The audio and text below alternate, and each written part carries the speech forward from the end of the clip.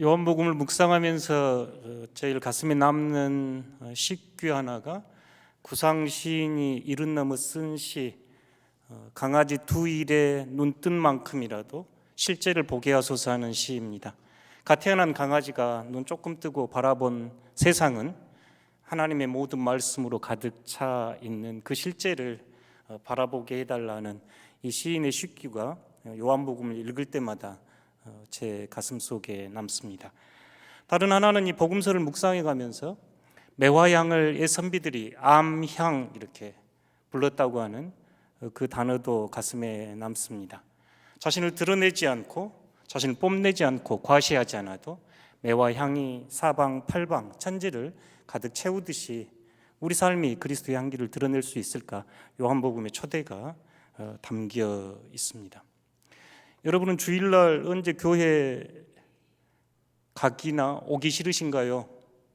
제가 이 아침에 교회 오기가 좀 싫었는데 설교가 어려워서 안 오고 싶었습니다. 이유는 저희가 너무 잘 아는 요한복음 3장 16절을 설교해야 하기 때문인데요. 종교개혁가 마틴 루터는 복음 중에 복음 이렇게 요한복음 3장 16절을 말씀했고, 또 저희들 여기 앉아 계신 분들 대부분은 이 구절을 외울 수가 있습니다. 말씀은 매우 단순하고 명확해서 설교자가 설교를 하는 것이 오히려 부담스러운 본문이 오늘 본문입니다. 그 본문을 여러분과 함께 나누면서 보다 깊은 삶의 고백, 삶의 실천으로 초대하는 말씀으로 여러분을 초대하기 원합니다. 요한복음 3장 16절 함께 읽어보겠습니다. 하나님이 세상을 이처럼 사랑하사 독생자를 주셨으니 이는 그를 믿는 자마다 멸망하지 않고 영생을 얻게 하려 하심이라. 아멘. 하나님이 세상을 그지없이 사랑하셔서 외아들 너무너무 소중하여 비교할 수 없는 비교 불가 아들 예수를 이 땅에 보내주셨습니다. 그 예수님을 믿는 모든 사람은 영원한 생명, 영생을 얻습니다라는 복음 중에 복음입니다. 세상이 왜 창조되었을까? 예수님은 왜 이 땅에 육신의 몸을 오셨을까라고 질문하게 될 때 우리는 이 요한복음 3장 16절을 떠올리며 하나님은 사랑이시고 그 사랑이 흘러넘침이 창조요, 그 사랑이 예수 그리스도를 통해 절정을 이루며 우리에게 오신 분 이렇게 고백하게 하는 구절이 요한복음 3장 16절 말씀입니다. 이 하나님이 세상을 이처럼 사랑해서 이르죠. 세상, 이 성경의 이 세상은 코스모스, 그리스 사람들에게 세상은 질서 잡힌 우주였고, 성경 안에서 세상이란 단어를 쓸 때는 하나님으로부터 멀어진 사람들, 우리가 죄인이라고 고백하는 하나님 없이 살아가는 사람들, 하나님 없이 하나님을 부인하고 살아가는 사람들을 위해 아들 예수를 보냈다, 이렇게 지금 성경이 증언합니다. 예수 잘 믿고 부족함 없고 그런 분을 위해서 온 게 아니라 죄인이고 하나님으로부터 멀어져 있고 가치가 없고 존재의 의미가 없고 버려져 있다고 여기는 그들을 위하여 예수님이 이 땅에 오셨다고 고백하기에 우리가 복음이요 은혜라 고백합니다. 내가 어떤 조건을 갖춰서 자격을 갖춰서 내가 뭔가를 해서 내 행위로 예수를 믿어 구원에 이른 게 아니고, 그것이 아니라 하나님은 여러분을 조건 없이 아낌없이 사랑하셨기에 그 사랑의 절정으로 예수님 이 땅에 오셨습니다 하는 고백이 3장 16절이네요. 세상을 우리네 인생으로 생각하고 말씀을 이해해 볼 때 과연 나는 어떤 존재인가? 우리가 이 자리에서 예수 그리스도를 통해 어떤 변화의 길을 갈 수 있을까 묵상하게 되는데요. 우리가 지금 니고데모와 예수님의 대화가 지금 3장 본문인데, 그 본문 안에서 예수님은 니고데모에게 거듭남을 말씀하시면서 광야의 놋뱀처럼 장대 들려 올려진 그 놋뱀을 바라볼 때 살았듯이 인자가 그렇게 매달릴 것이고 그 매달린 것을 바라보고 믿는 자는 영생을 얻을 것이다. 예수님께서 니고데모에게 말씀하시면서 오늘 요한복음 3장 16절을 말씀해 줍니다.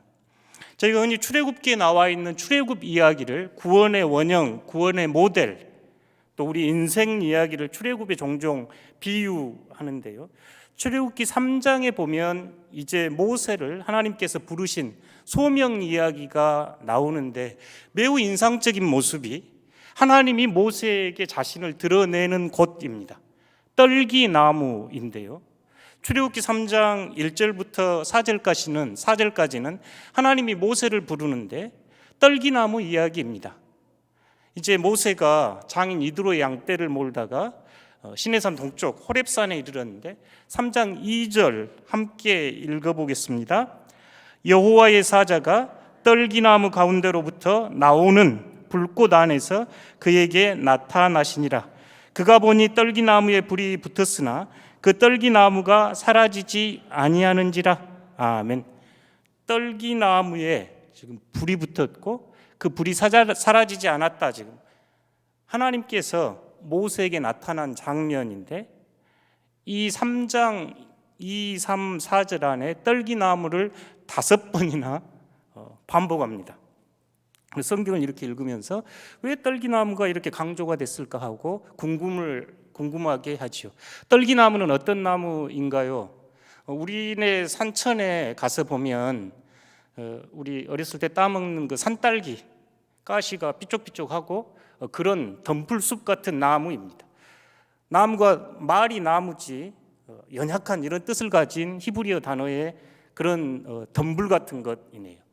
그러니까 쓸만해서 목재로 쓰지도 못하고 이게 사막에 그늘을 만들어서 지나가는 사람을 쉬게 하지도 못하고 보잘것없고 쓸데없는 게 요 떨기나무입니다. 큰 나무, 아름드리 나무, 집을 짓거나 목재용으로 어떤 경제적인 도움을 줄 수 있는 그런 나무가 아니고 그냥 광야에 버려져 있고 어느 누구도 눈길조차 주지 않아도 되는 나무가 떨기나무. 하나님이 하필 왜 떨기나무에 자신을 드러내셨을까요? 어떤 이야기를 하고 싶으셨을까요? 이 떨기나무는 이스라엘 백성들 비교했던 상징이었지요. 이스라엘 백성들은 애굽에서 종노릇하며 신음하고 아파하며 탄식했습니다. 그런 그들에게 하나님께서 출애굽기 3장에서 7절 8절 보면 그들의 고통을 들으시고 그들을 눈으로 보시고 내가 내려가서 그들을 인도하여 구원해 내리라. 이게 출애굽의 스토리입니다. 이 떨기나무는 고통과 고난 중에 있었던 히브리 민족을 상징했던 나무였죠. 어느 누구도 주목하지 않고 어느 누구도 시선 주지 않았던 고통과 신음 속에 있었던 나무가 바로 떨기나무입니다. 알버트 슈바이처 박사님은 고통당하는 이들의 신음소리가 하나님께는 아버지여 아버지의 나라가 임하옵시기를 하는 기도로 들린다 이야기를 합니다. 고통과 아픔 속에서 외치는 외마디 비명처럼 신음하는 가난한 이들의, 억압받는 이들의, 탄압받는 이들의 그 외침이 하나님께는 가장 아름다운 기도인 아버지의 나라가 이 땅에 임하옵시기를 청하는 기도라 이야기하고 하나님은 그 음성에 응답하는 하나님입니다. 떨기나무는 쓸모없는 존재, 고통 중에 울부짖는 존재, 여전히 사회 안에서 소모품 취급당하고 언제 죽어도 얼굴 하나 이름 하나 밝히지 않는 이들의 모습이 떨기나무입니다. 제국의 최첨단 미사일에 죽어가는 가자지구 어린아이들의 이름이요, 길거리에서 압살을 당해도 이름 하나 드러내지 못한 채 이태원에서 죽어간 이들의 모습이 떨기나무입니다. 공사 현장에서, 공장에서, 일터에서 언제 죽어도 의미 없는 존재처럼 버림받는 이들이 떨기나무이지요. 영적으로, 육체적으로 생기를 잃고 12의 혈루병 앓는 여인처럼 모든 것을 잃고 희망조차도 없는 이들의 모습이 떨기나무입니다. 예수님의 육화 방식도 이 떨기나무와 비슷합니다. 예수님이 육화로 몸을 입고 이 땅에 나타내신 모습도 헤롯의 궁전도 아니요, 제사장들의 기거했던 안락한 침대도 아니요, 예루살렘 성전도 아닌 이스라엘 변방 가난한 이들의 탄식과 한숨소리가 가득했던 나사렛, 버림받은 땅으로 예수께서 태어나셨습니다. 냄새나고 지저분한 구유 위에 누우셨고 어린 시절 헤롯의 죽음을 피하여 애굽으로 난민을 가셔야 했던 예수님의 삶이 이 떨기나무 같은 삶입니다. 보잘것없고 상처 입은 그 존재들이 하나님이 임재하셔서 불꽃으로 바뀌는 것, 떨기나무에 나타나신 하나님, 모세 이야기합니다. 저희가 요한복음 3장 16절을 복음 중에 복음이라 이야기하는 것은 떨기나무처럼 보잘것없는 존재, 히브리 노예처럼 신음하는 이들이 예수 그리스도를 믿음으로 존재가 바뀌어 불꽃이 되고 불빛이 되고 세상의 소금으로 바뀌기 때문에 복음 중에 복음이라 이야기합니다. 여전히 아파하고 가진 것 없고 신음하며 눈물을 흘리는 그들 가운데 불꽃처럼 타오르는 삶의 의지와 생명을 불러일으키신 분 예수님이라 고백하기에 우리가 요한복음 3장 16절을 은혜 중에 은혜요 복음 중에 복음이라 선언합니다. 가장 하찮아 보이고 가장 보잘것없어 보이고 가장 내세울 것 없는 것 같은 인생을 떨기나무 불꽃으로 만드셔서 당신의 전 존재를 드러내시는 하나님, 예수님을 따르는 제자들의 삶이 그렇고 오늘 이 자리에 앉아서 예수님을 나의 구주라 고백하는 여러분의 삶이 그렇습니다.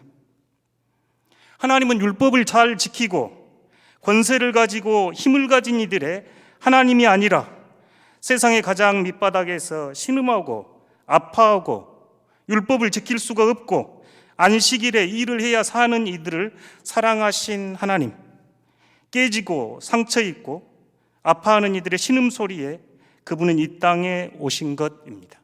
그래서 우리는 이 요한복음 3장 16절을 조건 없는 구원, 복음 중에 복음이라 말씀하며 하나님께 감사를 드립니다. 하나님이 이 세상을 사랑하셔서 이 한마디 안에 주님의 육화와 구원의 신비가 담겨 있기에 우리는 하나님께 감사드립니다. 예수님은 이제 17절 말씀을 하시면서 하나님이 그 아들을 세상에 보내신 것은 세상을 심판하려 하심이 아니요 그로 말미암아 세상을 구원받게 하려 하심이라. 하나님께서 이 외아들 예수를 이 땅에 보내신 것은 심판의 의미는 나누어서 갈라치게 하는 것입니다. 심판하다 그럴 때 나누어서 갈라쳐가지고 한쪽으로 몰아서 파괴시키는 것, 심판이라 하는데 하나님은 그렇게 이 땅에 아들 예수를 보낸 게 아니라 그분으로 인하여 구원을 얻게 하려, 구원은 치유되고 회복되고 온전해지는 것입니다. 깨진 관계가 다시 회복되고 평화와 화해의 선언이 구원이지요. 무질서하고 깨지고 아파하고 분열되는 세상에 주님은 그것을 치유하고 회복시켜서 하나로 만드시기 위하여 왔습니다. 여기서 심판, 또 18절에 정죄 같은 단어가 쓰여 있는데요, 하나님은 세상에 아들을 보내시면서 그 아들은 우리를 심판하러 보내지 않았는데 오늘 이 자리에 앉아있는 저희들은 세상을 심판하며 정죄하며 살아갑니다. 생각이 조금만 달라도 차별하고 분노하고 자기가 지향하는 정치적 방향과 다르면 무시하고 차별하고 나이가 차이가 난다고 성별이 가진 것이 학력이 사회적 조건이 구별짓고 차별짓게 하는 것이 심판이지요. 그러나 예수님께서는 이 땅의 차별과 모순, 분리를 뛰어넘어 하나님과 관계를 회복시키고 이웃과 관계를 회복시키고 끊어진 그 관계를 다시 잇고자 이 땅에 오셔서 구원을 선포하신 분 예수님입니다. 구원하다, 치유하다는 히라보로 같은 단어입니다. 치유와 구원은 같은 의미이지요. 하나님과의 관계, 이웃과의 관계, 피조세계와 관계가 변화될 때 우리는 구원을 노래할 수 있습니다. 하나님은 이 세상을 사랑하셔서 아들을 보내셨고 그 아들을 믿는 자는 영생을 얻습니다. 영원한 생명은 하나님과 우리가 사랑의 친교 안에 머무는 상태입니다. 하나님께서 아들을 보내신 이유와 목적은 세상을 심판해서 나누어서 쪼개서 분리시키려고 하신 것이 아니라 하나로 온전하게 통합하여 통일하고 하나로 온전을 이루기 위해서 보내신 분입니다. 18절에서 20절을 오늘 눈여겨보시기 원하는데요, 특별히 복음서 안에, 특별히 요한복음 안에 하나님의 나라, 심판, 구원은 모두 현재형을 사용하고 있습니다. 지금 이곳에서 우리가 하나님을 믿어 구원과 영생을 누리고, 지금 이 자리에서 하나님을 믿지 않아, 예수를 믿지 않아 심판을 받고 있고, 우리가 하나님으로부터 멀어져 있는 이야기가 18절에서 20절인데요. 이 구절을 잘 헤아려 보고 새겨보기를 소망합니다. 18절 보시겠습니다. 그를 믿는 자는 심판을 받지 아니하는 것이요, 믿지 아니하는 자는 하나님의 독생자의 이름을 믿지 아니함으로 벌써 심판을 받은 것이라. 벌써 심판을 받은 것이라. 이미 현재 심판을 받고 있는데 아들을 믿지 않음입니다. 19절에 그 정죄는 이것이니 곧 빛이 세상에 왔으되 사람들이 자기 행위가 악함으로 빛보다 어둠을 더 사랑하는 것이니라. 악합니다. 자기 행위가 악하기에 빛보다 어둠을 더 사랑하지요. 20절에 악을 행하는 자마다 빛을 미워하며 빛으로 오지 아니하나니 이는 그 행위가 드러날까 함이요.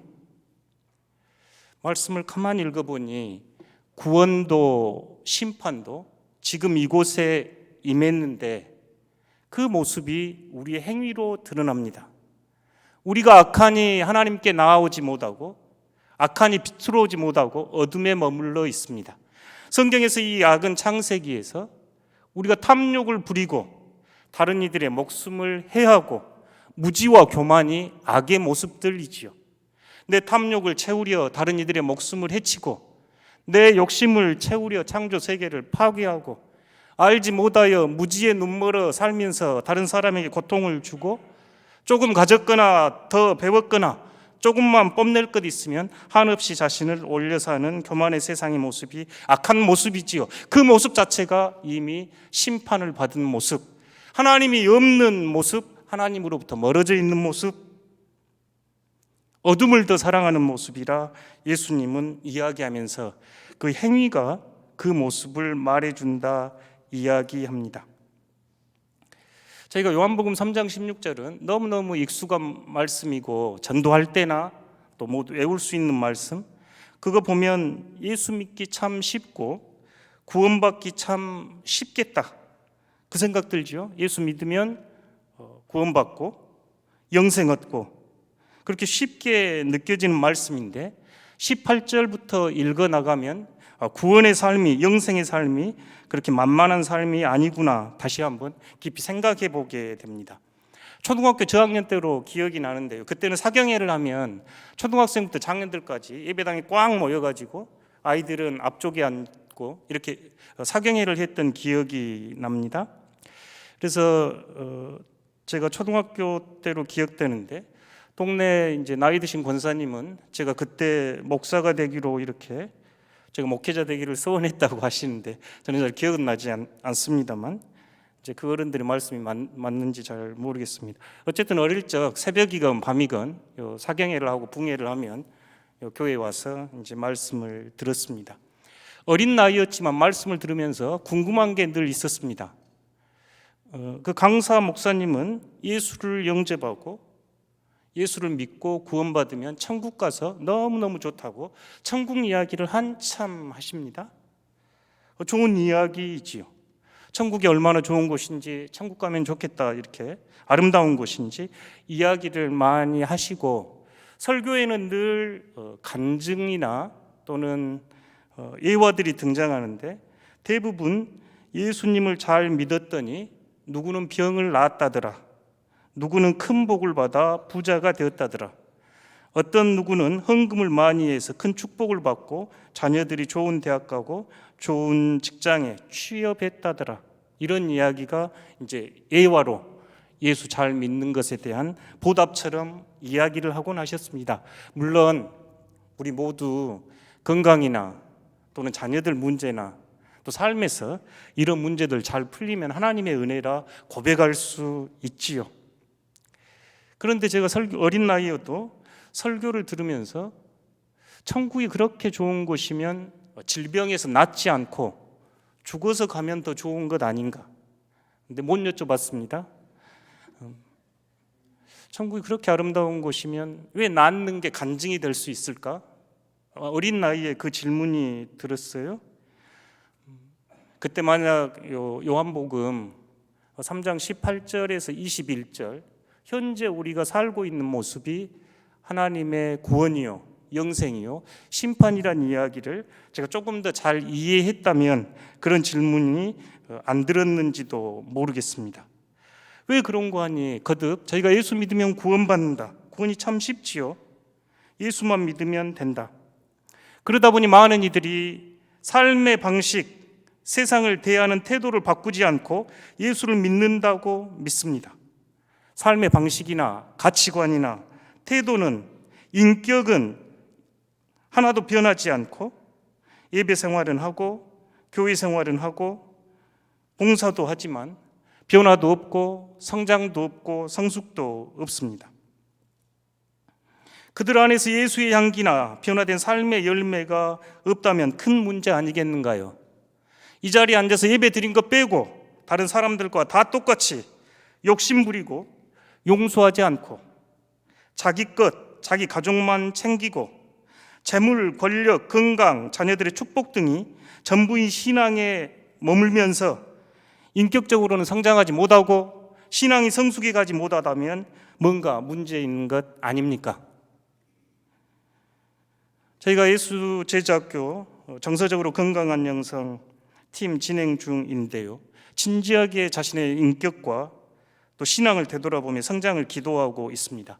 그 책을 쓴 피터 스카지로 목사님은 구체적인 데이터를 인용해가지고 복음주의 기독교인들이 삶의 방식이 세상의 사람들처럼 쾌락, 물질주의, 자기중심주의, 성적 부도덕의 문제를 고스란히 가지고 있다고 이야기하면서 오늘 교회 다니는 저희들이 수치스러울 정도로 성경과 다른 삶을 살고 있다.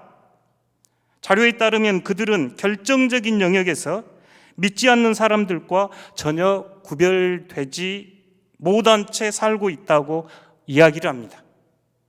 삶에서 매우 중요한 문제, 결정적인 문제, 다른 세상 사람들처럼 똑같이 살아가면서 세상 사람들과 주일날 예배드린 것 빼고 전혀 구별되지 않는 삶, 저희가 구원과 영생을 현재 임하는 것으로 오늘 말씀에 비추어 보면 여전히 어둠 속에 머물러 있고 하나님 앞에 악한 모습으로 살아가는 것 아닌지 회개하게 하는 말씀이 오늘 이 말씀입니다.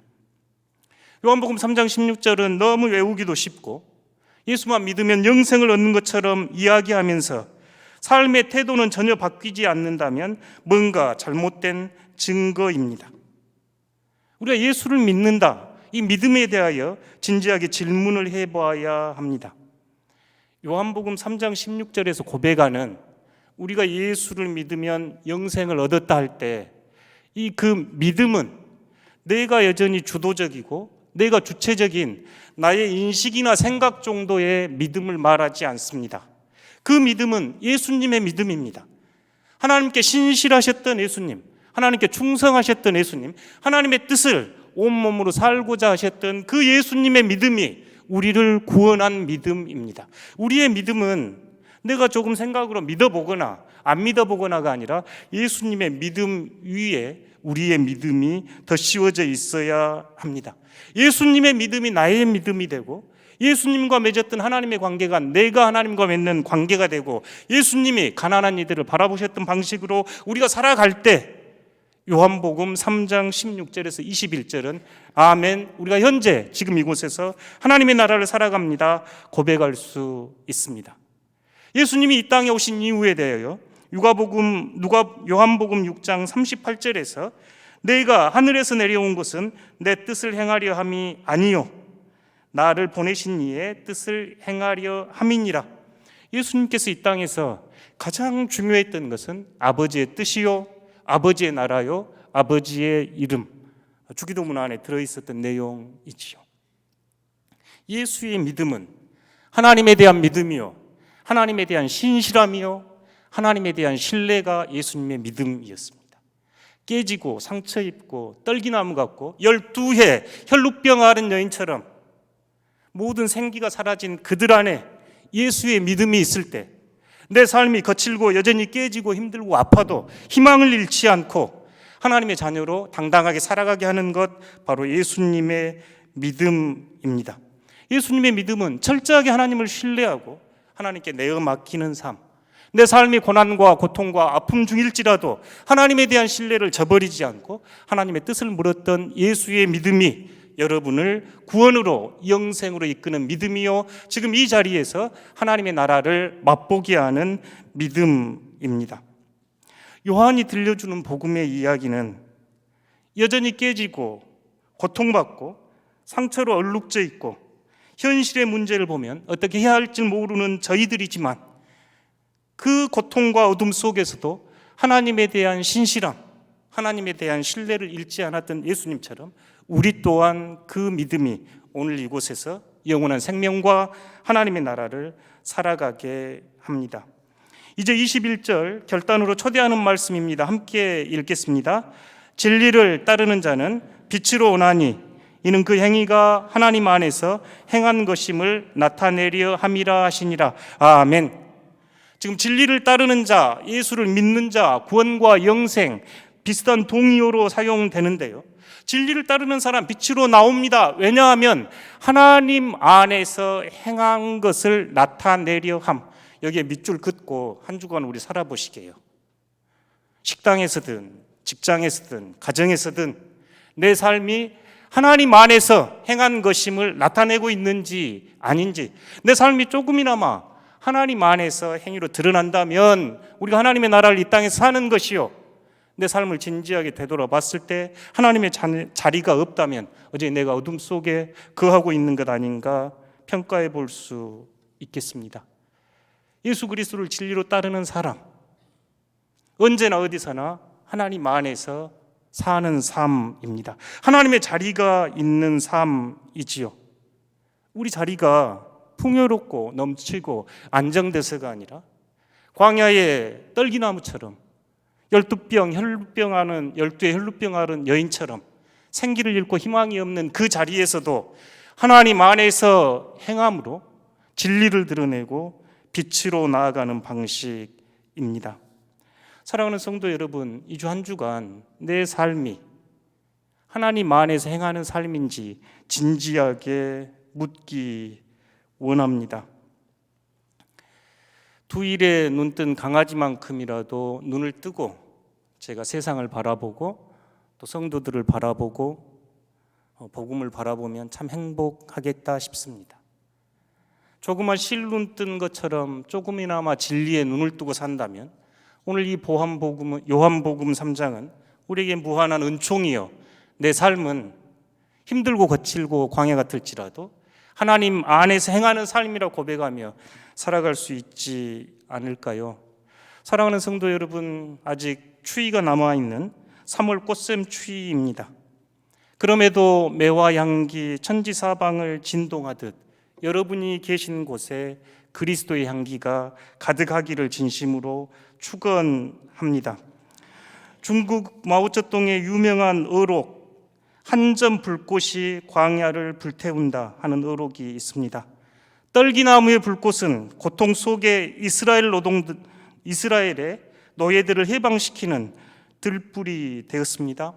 그리스도의 복음은 성령께서 강림하실 때 불꽃으로 임하셨습니다. 예수님은 마태복음 5장 14절에서 이제 여러분은 세상의 빛이라 선언하십니다.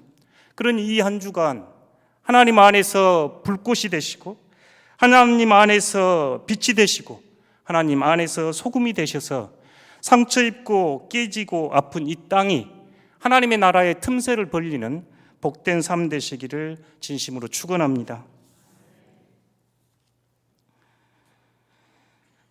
기도하겠습니다. 하나님의 크신 사랑, 두 일에 지난 강아지 눈뜬만큼이라도 헤아리게 하시고 예수 그리스도의 향기를 암향처럼 드러내며 살아가는 귀한 은총 허락하여 주십시오. 여전히 알아차리지 못하고 살아내지 못한 저희들 불쌍히 여기셔서 성령님 저희에게 오셔서 저희 삶을 불꽃처럼 피어오르게 하시고 절망과 낭만 가운데 서러운 소망과 희망을 불러일으키는 삶 되도록 축복하여 주십시오. 예수 그리스도 이름으로 기도드립니다. 아멘.